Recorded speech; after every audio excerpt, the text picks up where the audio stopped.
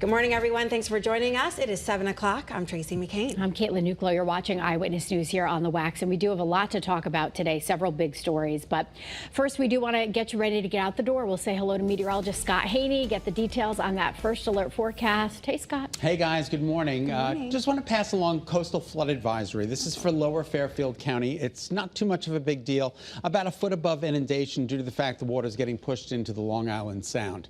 This comes during the time of high tide between 2 and 4 today. That's the only fly in the ointment for today. Let's take you in. We're talking about the Big E. It begins tomorrow, and it's going to do so with some particularly great fanfare.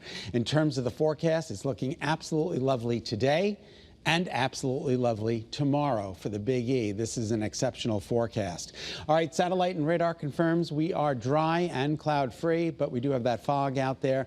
Once again, here's our Rocky Hill vantage point. You can't make anything out. Here's our Middletown ICAM, also a little tricky. Now, it's a little deceiving because you don't see it here. Brainerd, 8 miles, and everybody else is generally reporting some pretty good visibility.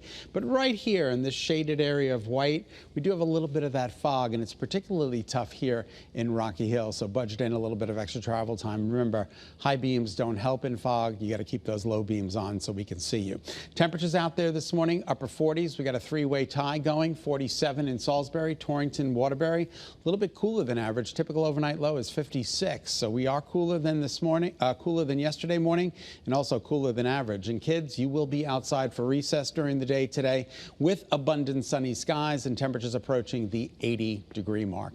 Your 7-day forecast has changed a bit for the weekend. I'll have that information coming up for you in just a bit. Kate, good morning. All right, good morning, Scott. Good morning, everyone. It's 7:02, approaching 7:03 here on your Thursday. If you're getting ready to head out the door to head to work, bring the kids to school or the bus stop, just following this first alert here for you still in North Stonington, right on the Rhode Island state line. This is 95 northbound between exits 92 and 93. The left lane is blocked off, and we're being told by DOT that there's 2 tractor trailers involved here in this incident. We do have a call into Connecticut State Police. As soon as we get the details from them, we will let you know. We've got some foggy conditions here in Middletown along Route 9. Just got an alert as well from DOT that the Rocky Hill Ferry is not in service this morning because of that thick fog. So just heads up there if you do use the Rocky Hill Ferry.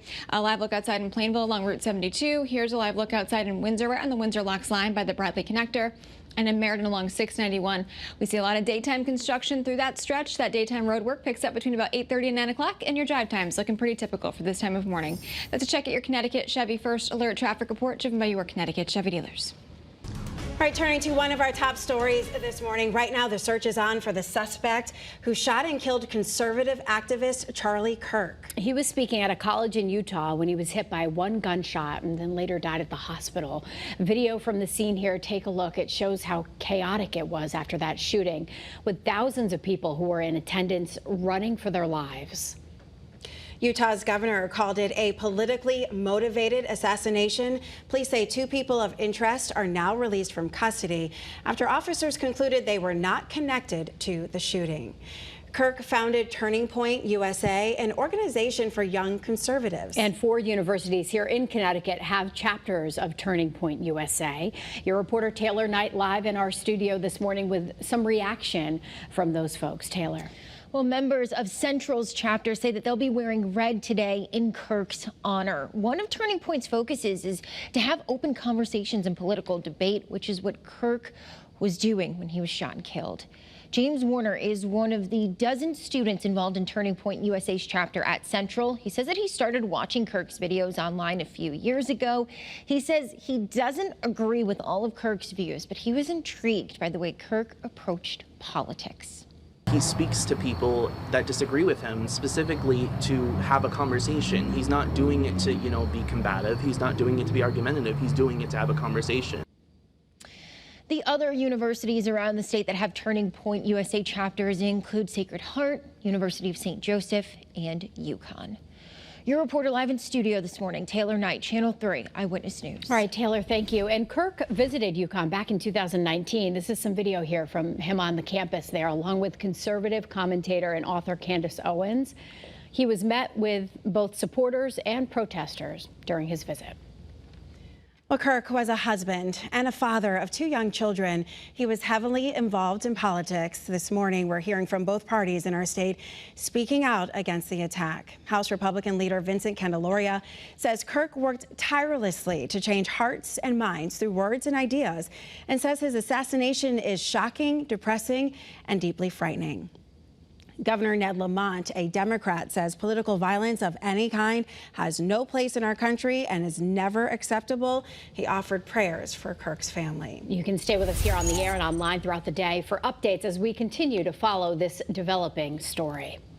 Our other top story this morning, we are remembering 9/11. Today marks 24 years since the deadly attacks on the World Trade Center, the Pentagon, and in Pennsylvania.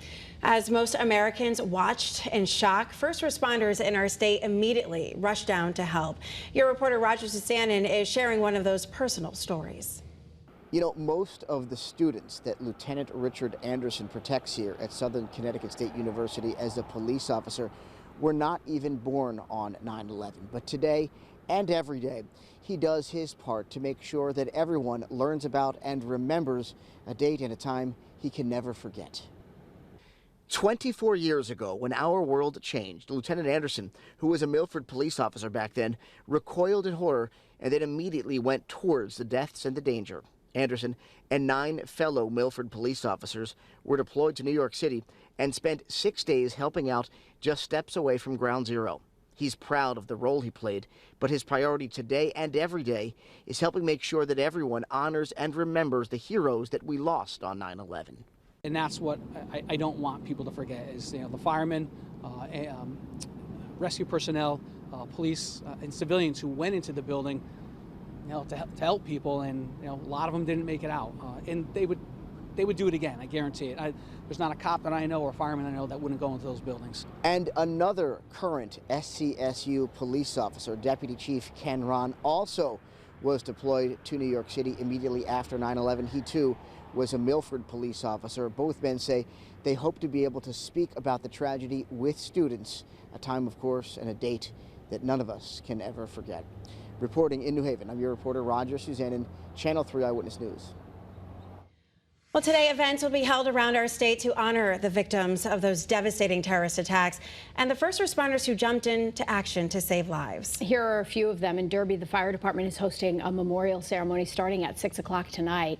South Windsor's fire department also hosting a remembrance ceremony at 6. It will be held right at their headquarters on Ellington Road. And in Plainfield, people will light candles at Veterans Park starting at 6:30. Organizers say they're holding these events each year so that we never forget. You can find a full list on our website or the WFSB app. This morning, police are reminding you to always turn your car off and take your keys with you when you leave your car. One was stolen in Branford and recovered near the Berlin-Meriden line. Investigators are looking for a suspect, but don't forget to lock your doors. And right now, police in Bloomfield need your help here finding the person who stabbed an 18-year-old during a fight. We're told it happened around noon on Blue Hills Avenue. The victim is expected to be okay. If you have any information here, call police. I-84 westbound back open for morning drive in Southington. Police say a crash resulting in a car fire had the road closed between exits 31 and 30 last night. That stretch was closed for about an hour. Again, it's back open this morning, and right now we're working to learn if anyone was hurt. And today we're expecting to hear more about the state's ongoing fight to keep WNBA basketball right here in Connecticut. The Attorney General plans to make an announcement here about the future of the Connecticut Sun. State leaders have been pushing back against the league's reported interest in moving the team. Senator Richard Blumenthal has warned the league could violate antitrust laws if it interferes with the potential sale of the team.